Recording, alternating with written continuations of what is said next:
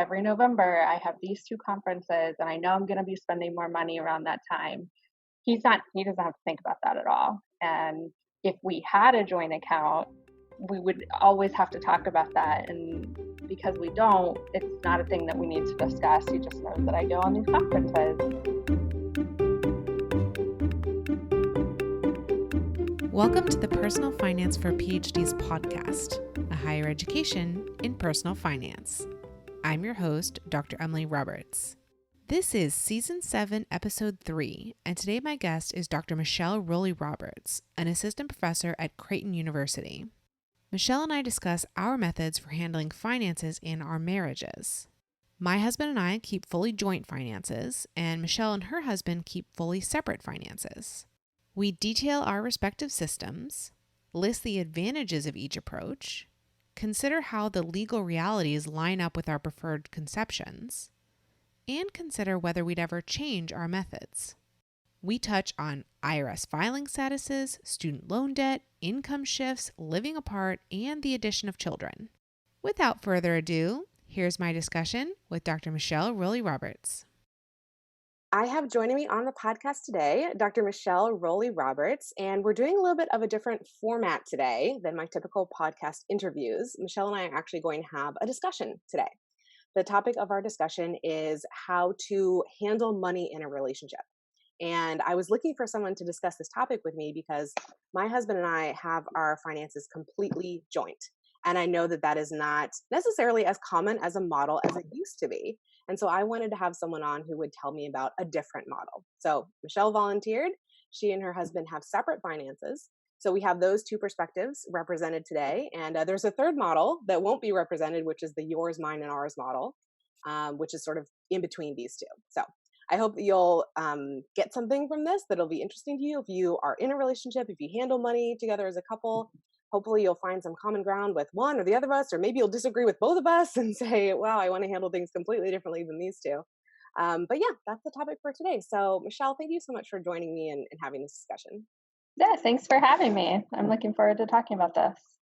All right. So why don't we start, Michelle, with a little bit further introduction to you, like your academic and career background and where you live. Sure. So I am a clinical psychologist by training. I'm currently living in Omaha, Nebraska, and I'm an assistant professor at Creighton University and a licensed clinical psychologist at CHI Health Initiative.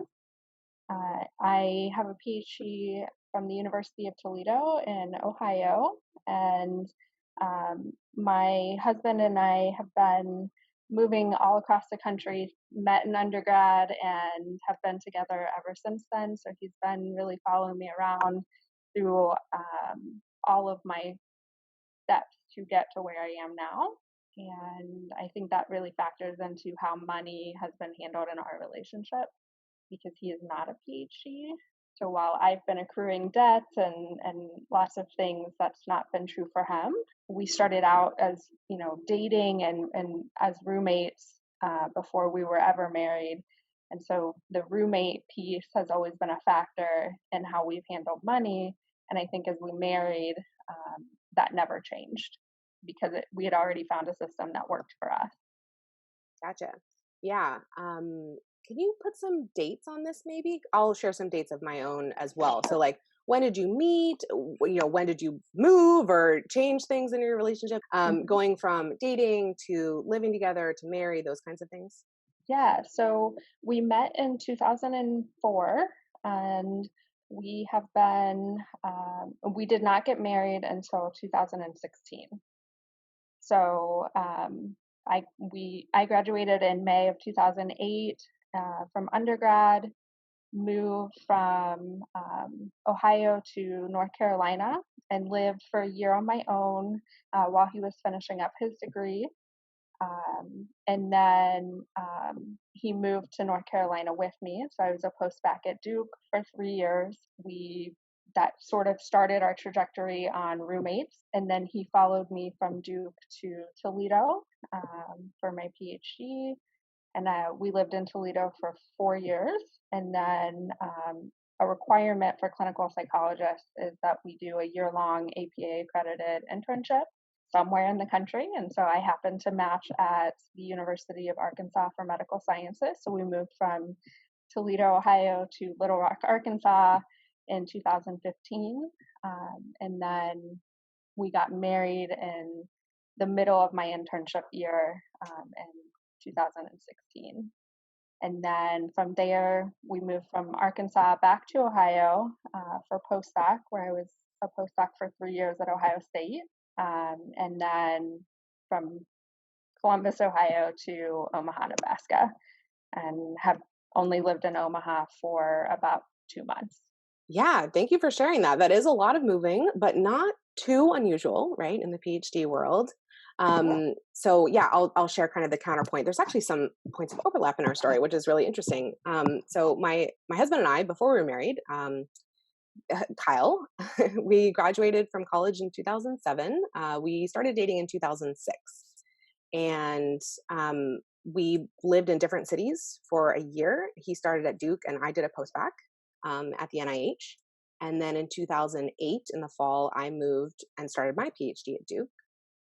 We lived separately for 2 years until we got married in 2010. So when we got married, moved in, that's when we combined our finances. So we went from completely separate to completely joint.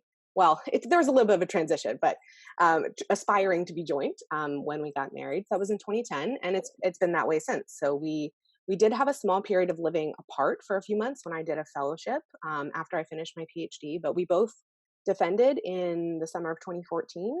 We lived in Durham for another year. I was in DC for part of that year. And then in 2015, we moved from Durham to Seattle.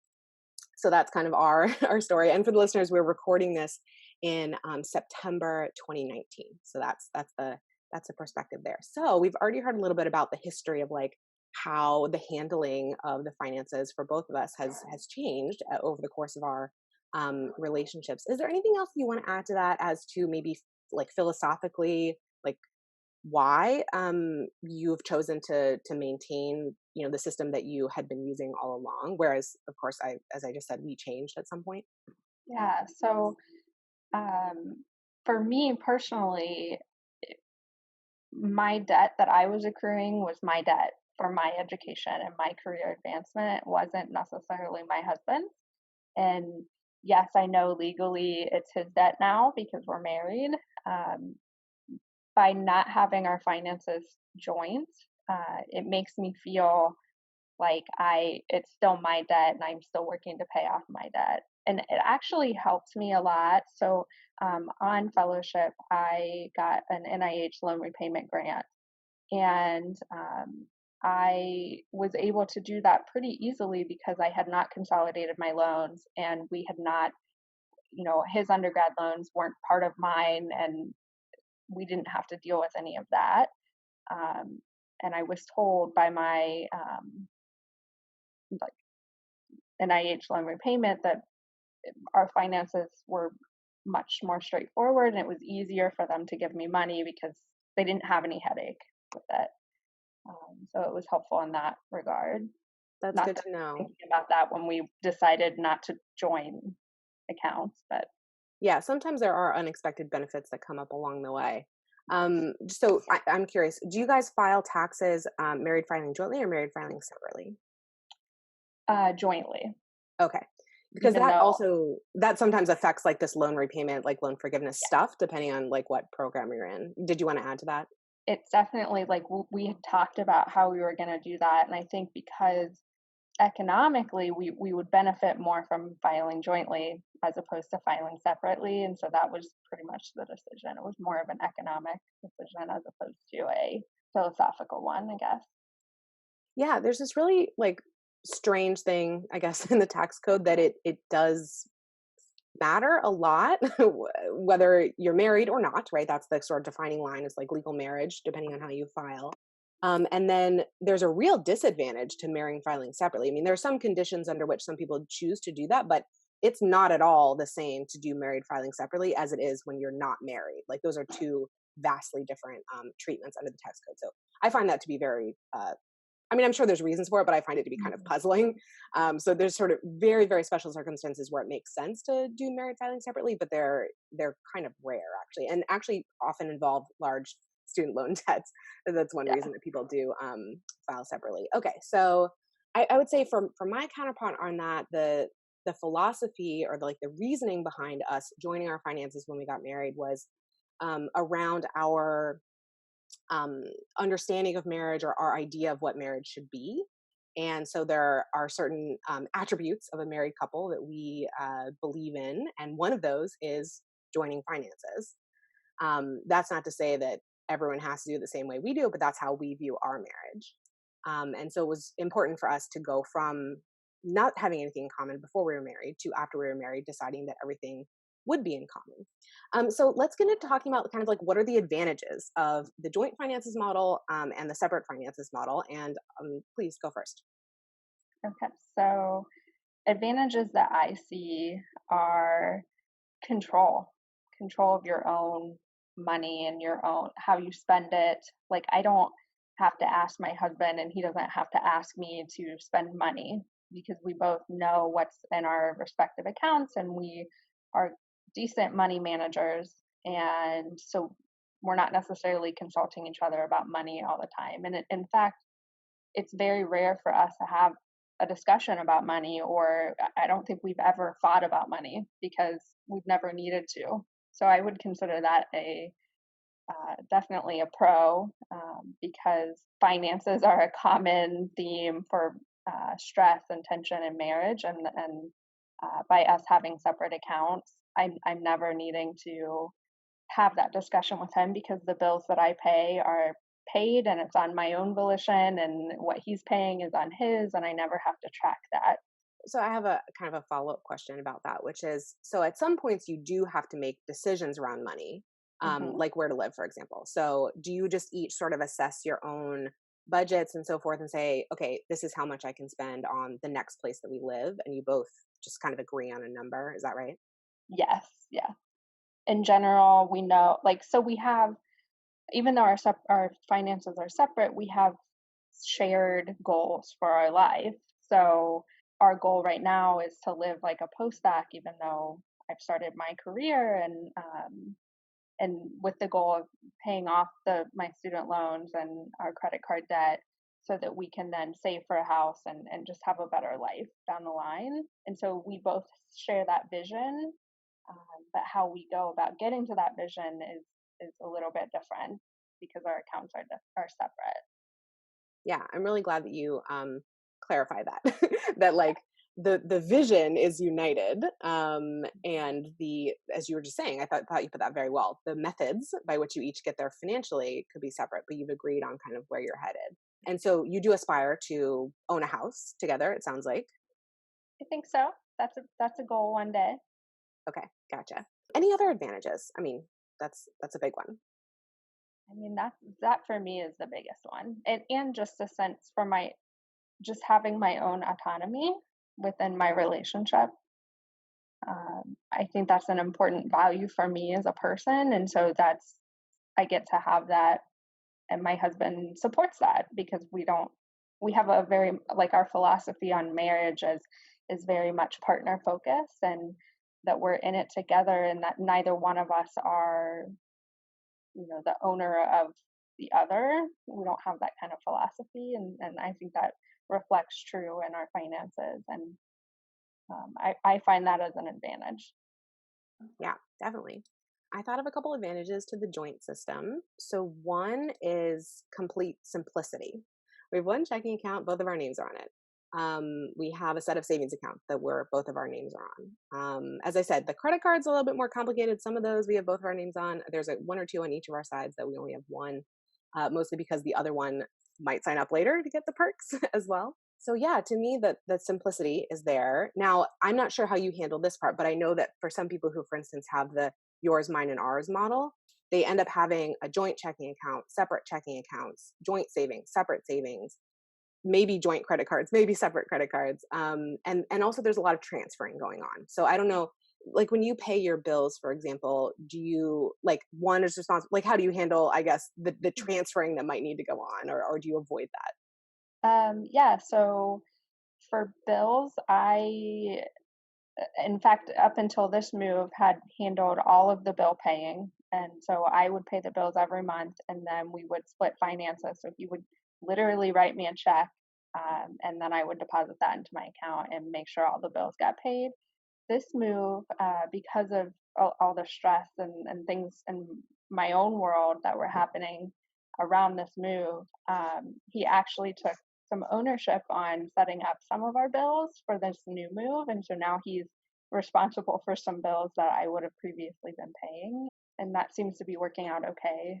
It's just what he's paying then gets deducted from what he would owe for the rest of his half. Gotcha.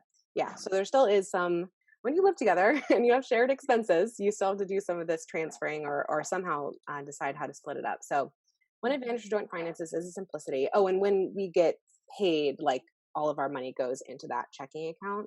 Although, come to think of it, my business is something that's separate because the business is in my name alone. But when I pay myself from my business, that goes into our joint checking. And I'm not like spending out of the business for personal stuff, obviously. So kind of once it is entering into our personal finances, it's joint. So that's one advantage is the simplicity. No, not having to do the transferring. And then another one is complete transparency. So this is not something that necessarily everyone desires, but we do. And so obviously because everything's joint, we both have complete access to everything. And there's no way that any of us could keep a secret from the other without going and opening another account. That obviously could happen, like logistically one of us could do that. But in terms of what we know about, we can all see everything. And actually, so in addition to actually like literally sharing the accounts in terms of whose name are on them, we also have a Mint account that we share where everything goes into that. And so that was actually helpful. Like we started that Mint account sort of, as we were like getting married and joining everything. So for the things that were separate that we didn't like close down right away, they were all in Mint anyway. So we could each see what was going on, even if like, that random other account was still open for a little while. So I like that aspect of transparency a lot. To me, another feature of joint finances is that you have to agree on everything. Of course, the corollary to that is that if you don't agree, then there's friction, then there's problems. As you were just saying, by keeping things separate, you really minimize kind of the level of agreement. Like if you agree on the big picture, like the details, whatever, it's separate, who cares? As long as you're both adhering to the shared vision. I really like how you phrase that. But for us, it's sort of a feature that we have to agree about everything and not like a bug. Like I know other people would see that as like a downside, but we do have to agree on everything or agree to disagree, right? And agree to let one another have some autonomy in our decision making, and just not care. And of course, we'll still see it, as I said, with the transparency. I think this was more important to us, or it was more of a factor, like us having to agree on things earlier in our marriage because we were both in graduate school, so we weren't earning as much money as we are now. And our expenses, we were just a lot more like strict around budgeting and so forth. I mean, by necessity, right? Mm-hmm. We had to be. So the incomes were lower. So we had to agree there wasn't really a lot of fat in the budget, right? And so not everything, because we agreed on a lot of things automatically, but if there were any points of disagreement, we had to force ourselves to come to an agreement or again, agree to disagree and just spend what we will. So I remember like early on in our marriage, I'm a bit of a natural like spender. It's something I've had to kind of curb over time, especially during graduate school. And my husband like could not understand. We were going to all these weddings, right? Because we were in our mid-20s. We had just gotten married. We were going to a lot of weddings. My husband could not understand why I needed a new dress for not like literally every event, but like a lot of events. I was like telling him, I need to buy a new dress for this. He was like, I'm wearing the same suit to every single one of these events. And I was like, well, this is a day wedding and this is an evening wedding. You have to consider the season and the temperature and like the fanciness level. And so I was trying to tell him all these reasons why I had to like buy all these new dresses. And he ultimately like did not really understand it, but he just had to like kind of accept it for a while. And so that was an example of sort of an ongoing, not like fight, but just like sort of puzzlement on his side about like why I was making these decisions. But what that did though, is it kind of forced him, I think, to understand something about women and women's fashion and the constraints and expectations that we're under. And it also forced me ultimately, I didn't keep up that dress buying habit for more than a few years. And so it also kind of forced me to be like, well, rethink, like, do I really need all these new clothes for all these new events? And so it was a reason for us to kind of like evolve our, I guess, thinking or understanding of each other and that kind of thing. So anyway, some short-term conflicts sometimes, but I like that we are ultimately forced to agree and work things out. So to me, that's a feature. And then the last feature, did you want to add anything there? I think just to, as a counter perspective, by having separate accounts, it's actually forced us to talk about finances more than if we had a joint, and maybe not more, but in a different way. So, I, like you, Emily, am more of a spender and I have to really be conscientious about saving, whereas my husband is very frugal and he would never spend money if he could get away with that. And so it's more like I'm talking to him as a confidant about money. And okay, so I'm considering, I love shoes and I think I need a new pair of tennis shoes. And then he'll reflect back and say, well, do you really? And how are these shoes going to help you with whatever? And sometimes I'll listen and I'll say, okay, yeah, you're right. I probably don't need these shoes. And it's more of a partnership piece, as opposed to a necessity. Like, I don't need his opinion or his approval for me to buy this thing, but I'm seeking it because I value his input. And in some Gotcha. ways that strengthened our relationship. Yeah. So even though you don't have to, at the end of the day, you do choose to. I mean, you said earlier you don't talk about money much, but it sounds like maybe you talk around it a little bit. Like money affects a lot of things in our lives, and so it's kind of hard to go without discussing it all, at least in an oblique manner. But what I like about what you're saying is that like you're still bringing it up and bringing whatever decision is out into the open, and ultimately at the end of the day, it's still your decision, but you are seeking his opinion or his counsel. Yeah, I really like that. Yeah. Um, the last advantage that I thought of for having joint finances is that it doesn't matter who earns what. So, like when my husband and I were in graduate school, we earned about the same amount of money. So, not really huge concerns there, right? Two people, two incomes that were pretty much the same feels like equal, right? After graduate school, I became self-employed. My, income went down, right, initially, and then has risen over time, but his income increased because he got a proper job, a proper post PhD job. And so he saw an income jump and I saw initially an income decrease, and it didn't matter. Like there wasn't tension like around that. And also the decisions that we had to make, like for example, when you were saying earlier about, okay, you need to come to an agreement on where to live. So like had we had separate finances under that situation, it would be like, well, I almost can't contribute anything like to the household, or very little, and he would be contributing like a lot. Under the joint model, we don't like concern ourselves with that because the money all just is shared, and so whatever we can budget and afford on the completely combined income is what is going to happen, for our family. And I guess I should say that basically, had we had separate finances and were committed to both contributing, for instance, equally to the household, then I just wouldn't have gone, like, I wouldn't have started my business. It wouldn't have happened that way or wouldn't have happened at that time. Like, I would have gone and gotten a job and had an income, more equal to what his was or close to. Yeah. And so I think that the joint finances model has actually helped me like follow my like dream, right, of starting this business. And likewise, for him, like he took a job at a startup, which we know at any point the ride could be over, right? It's an early stage startup. And so I guess of course he could have like saved maybe and provided for himself, I guess, in the event of job loss or something, if that's what an emergency fund is for. But I guess we sort of have more like peace of mind knowing there's like two incomes going into this pot, and the expenses will be paid like from those two incomes. And again, it doesn't really matter like who's earning what. So that's again our like philosophy on that. And I guess I should also mention like we have two we have two children, and especially like early on in their lives, I was doing a lot more of like the childcare. So my income is lower. I was doing a lot more of the sort of the work for the household, right? That's unpaid, and he was doing more of the earning like outside the household. And that situation has changed now. Like my income's risen. We have more childcare now. So we might be able to handle things like differently if we wanted to. But I feel like at that time, joint finances were really necessary because the contributions that I was making to the household were not reflected in income as much.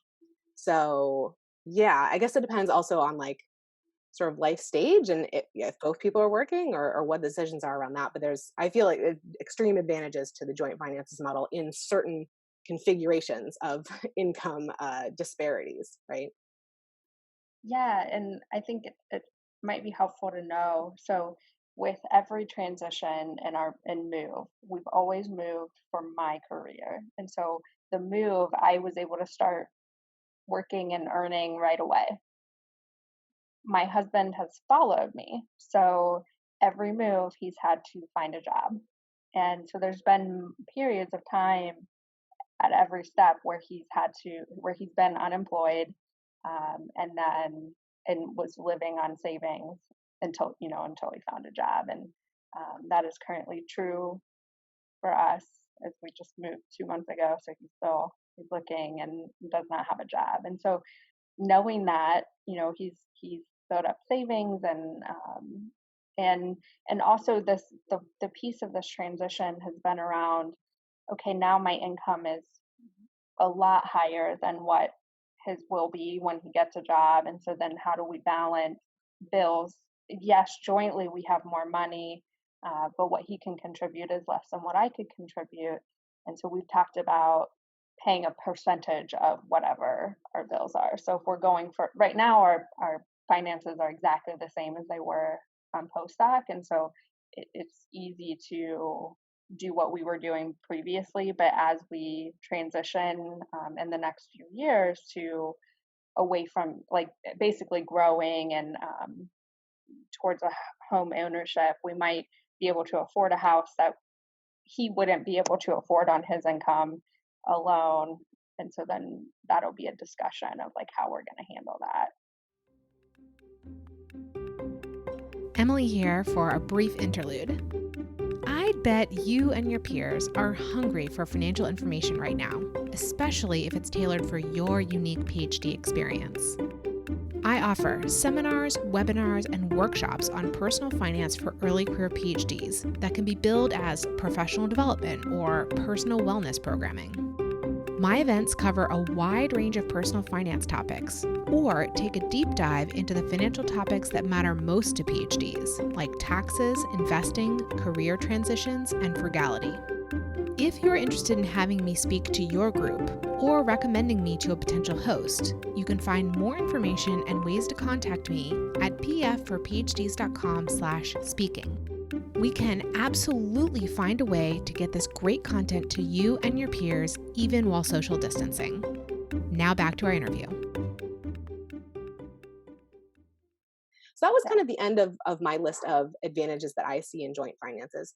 Was there anything that you wanted to add as like maybe disadvantages of your system, disadvantages of my system, except if they haven't already been covered by highlighting advantages of one or the other? I mean, the disadvantage of the separate model is with around these transitions when your finances change substantially, and now it's a matter of us having this discussion. Whereas, like you said, with the joint model, you wouldn't have to do that if it's built in. One disadvantage of joint finances that I often see brought up, I don't personally experience it, but a lot of people will bring up, what do you do about gifts? What do you want to do when you want some secrecy, but it's for the benefit, right, of the other person and for that that joy of gift giving. And I don't experience this as an issue myself, and I have some like ideas about workarounds, basically. Like, sort of in my mind, if your only hang up about joint finances is gifts, there's easy ways to get around that and still have the totally joint model. If gifts are among other reasons why you don't like the model, then that's fine. That can factor in. But like after I received the gift, I was like, "How did you pull that off?" He's like, "Oh, I know you check Mint, so I like did it on this random card that I just didn't update from Mint." So that's very tricky. I think an easier solution is just to use cash. Like just take out cash and say, "Oh, I needed some cash for some reason. Don't inquire too hard." Or, "Oh, I'm buying you a gift, but you don't know what it is yet." Or go to a place like Target or Amazon, where you might be buying any kind of thing, and let it be a secret for the time being. So you might need to get a little bit tricky around gift giving, or at least have an agreement of like, I won't look at that for a little while you're, getting me a gift. But to me, it seems like a pretty minor, like, I guess, speed bump in the model for joint finances, but it's one that comes up a lot. So I wanted to kind of address that. Unless, of course, your love language is gift giving, and then it's a very big deal. And so I could see that being more important or more impactful to deciding whether to have a joint account. Yeah, I think that's probably where, if it was something you were doing on a very regular basis, like every month or something like that, I can see where so there's sort of a subset of joint finance, which is like joint with allowances. And so your allowance could come out in cash, so the other person doesn't know what you do with it, or it could even be a separate check, like two separate checking accounts, but it's very like your income goes into joint account, and then the separate account gets like, the whatever it is, $100 a month, whatever your allowance is. And so that's a way that you can regularly keep some money from, your spouse seeing it, while still maintaining kind of the spirit of the joint model. But of course, if the bigger the component of your life this is, the more it argues that you need to have a specific, system around figuring this out, which we obviously do not. One of the last questions here, Michelle, are there any attributes or situations unique to PhDs that might inform the choice of how to manage money in a relationship? So I thought about living apart, which I mentioned earlier. My husband and I lived apart only for about 3 months. So it was a very short period of time a few years ago. But I have had friends, PhDs, sometimes 2 PhD couples, sometimes just 1 PhD couple, that have been living apart for years at a time because of training and stuff. You've been very fortunate and very supported that your husband has been following you around. Not everyone is able or willing to do that. So yeah, I guess I can see that this might inform the decision, right? Because the more, I guess, separation you have, like living in one place versus another, I think the more that supports the separate, or at least partially joint, partially separate models. Because as you were saying earlier, like you don't have to, you do, but you don't have to consult with your husband before decisions. That doesn't really affect him, what you do with your own finances. So to me, that model makes a lot of sense when the day-to-day decisions don't really involve both of you, right? It only involves one of you. And so I felt that a little bit. I mean, again, I was only apart from my husband for a few months, but yeah, like what I did on a daily basis, the shopping or the eating out or whatever, like he wasn't involved in any of that. So it was a little bit odd that, the money was still coming from our joint account. And so I think we did have a little bit less like sort of communication around what was going on. Like he just sort of was like, well, basically by that point, like we knew each other's spending habits. And as long as we weren't going like outside of that, it didn't really like need to come up that much. But yeah, it was kind of odd to be like living in a different place and still drawing from that joint bank account. But it was just a short period of time. So for us, it didn't warrant like changing the model. But yeah, I can see how there's a reason to be a little bit more separate if your lives are kind of separate. Mm-hmm. I would say that's pretty true for us. Like, my husband's not a PhD, he's not an academic by any means. And the culture around being a PhD and, having to go to conferences and, networking and sort of the things we spend money on that we wouldn't spend money on if we weren't PhDs, that's very real for us, because there are many times where I'm like, okay, so every November I have these 2 conferences and I know I'm going to be spending more money around that time. He doesn't have to think about that at all. And if we had a joint account, we would always have to talk about that. And because we don't, it's not a thing that we need to discuss. He just knows that I go on these conferences and I'm still able to pay the bills, and it's just made things a little bit smoother, I think.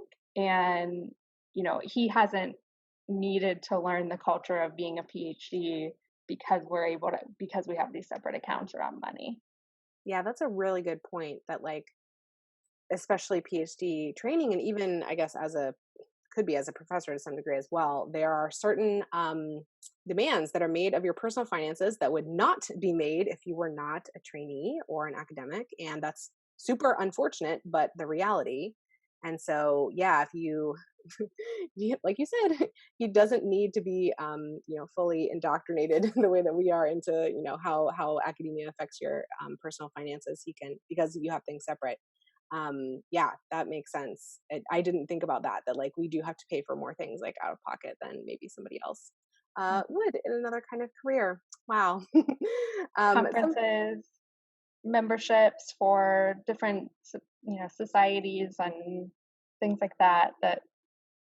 I can only imagine if we were to actually have a joint account, you would be like, why do you need to spend $100 on this membership? Tell me how that's going to benefit you in your everyday life. And the answer is it doesn't really, but it does help me network, and that will help advance my career. And, we don't have to have that conversation. Yeah, very, very interesting. The other one that I thought of regarding PhD finances is changes in income. So you, for example, have gone from needing to take out, student loan debt and so forth to having a very nice salary, presumably now. And maybe other PhDs have less dramatic swings, but usually the completion of PhD training does involve hopefully a pay raise at some point, probably a big one. So that's just been, I don't know how that would maybe affect advantages of one model or another, but it just does affect how you handle your finances, like in general. And you mentioned earlier living like a postdoc, which is a great sort of mantra to have. Live like a college student, live like a graduate student, live like a postdoc, live like a resident. These are all meaning the same thing of live well below your means and maintain your prior lifestyle even through income increases. So that's just a good kind of personal finance strategy in general. I guess this might play a little bit into what I was mentioning earlier about income disparity, like between me and my husband. We went from being more equal incomes to being more at a time more disparate. And yeah, so if PhDs do experience, let's say hopefully a jump in income, having the joint model can be helpful, I guess, in the sense that like you're, I guess you're kind of in it together, because at a point when maybe one person isn't contributing as much to the household, that can be sort of smoothed out, I guess, over time by the other person's income being more like stable or something like that. And the other thing is that there is an upside usually to PhD finances, which is that jump in income later. And so both people benefit from the upside. Like you were talking about earlier, like you're talking about how you and your husband together, the household, might benefit from your now great increase in income by perhaps splitting the percentage a little bit differently. With the joint model, that sort of comes baked in, right? Like both people enjoy the upside, but they also are together on the downside. So there's two parts of that. Just something to think about, I guess, with PhDs and those income swings is what you would prefer. I wouldn't necessarily say it argues more for one or the other, but just something to consider. For us, my debt is a detriment to us buying a house, but my income increase is the asset. And so the way that we've kind of balanced that is pay down my debt, which I'm doing and I'm taking ownership of, right? Because it's mine, it's, our separate accounts. And he doesn't ever have to think about that necessarily. While at the same time I'm paying down debt, he can take his income and stack it away in savings. And so eventually what he's been able to save will help us buy a house, and my income level will help us buy a house. Gotcha. Yeah. So you're contributing, but it's in like different ways kind of in the future. Yeah. That's interesting. So Michelle, do you see your model changing at any point? Do you foresee any circumstances that might cause you to reconsider this? I don't think so. It's been working so well for 15 years that it's hard to imagine a time when we would need to do something different. Yeah, you guys have it down pat now, right? Yeah. Yeah, I Sure. think on our side, as I said kind of earlier, as our income has increased as a household, we have more flexibility. Like I sort of phrase it as when we had a lower income, we were much more strict about our budgeting and we had to agree a lot more. Now we have a little bit more autonomy because our income is higher. Like, if we want to do more discretionary spending, maybe so my husband's really into buying like electronics. Before we had sort of a strict budget on that and I didn't really care as long as he stayed within the budget, but it was a kind of a low budget. Now it's more like, okay, you want to buy something, it's not like super, he'll talk to me about it, but ultimately I'm just like, well, if you want it, go ahead and get it. Like we have much more like flexibility now. And so that's kind of, I guess, changed like our attitudes around. I mean, everything is still joint and it's still sort of a decision, but we just have a lot more like freedom, I guess both of us do, to do more spending should we choose to, or should we desire to. Um, I think that we will probably stick with the joint model because philosophically, like we do, just it's kind of like we're married, so we're going to be joint. I'm not really like opposed to the like yours, mine, and ours thing if it's under the like allowance model that I mentioned earlier, of maybe like, okay, as long as you have a few $100s a month, you can do whatever you want with, and go ahead, and I don't need to know about it. Like I can maybe see us moving to that at some point, but I don't know necessarily why it would happen because it's not something that causes friction for us right now. So I don't think it would in the future, but if it did, like I'm okay with that like allowance sort of system of it. I definitely don't see us moving to being fully separate at any point, or even to the point where we would have our incomes be like deposited separately. Because I just think, especially now that we have kids, like it's just the family, it's just the household, like everything's together. So yeah, I think the model will more or less stay as it is. Yeah. So, Michelle, I appreciate you having this discussion with me so much. And I hope the listeners have, heard something that they resonated with on, for your model or for the model that I use, or something that they disagree with, and it'll help them decide how things are going.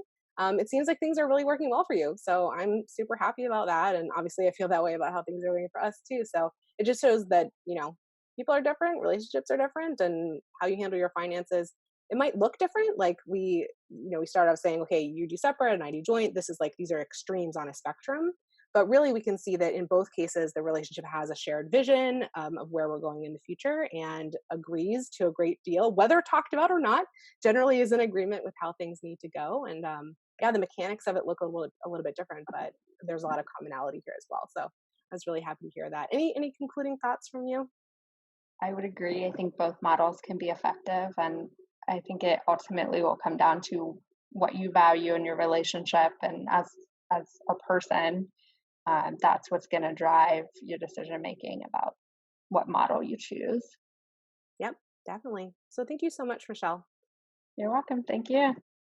Listeners, thank you for joining me for this episode. pfforphds.com/podcast is the hub for the Personal Finance for PhDs podcast. There you can find links to all the episode show notes and a form to volunteer to be interviewed. I'd love for you to check it out and get more involved. If you've been enjoying the podcast, please consider joining my mailing list for my behind-the-scenes commentary about each episode. Register at pfforphds.com/subscribe. See you in the next episode, and remember, you don't have to have a PhD to succeed with personal finance, but it helps. The music is Stages of Awakening by Poddington Bear from the Free Music Archive and is shared under CC by NC. Podcast editing and show notes creation by Miriam Ock.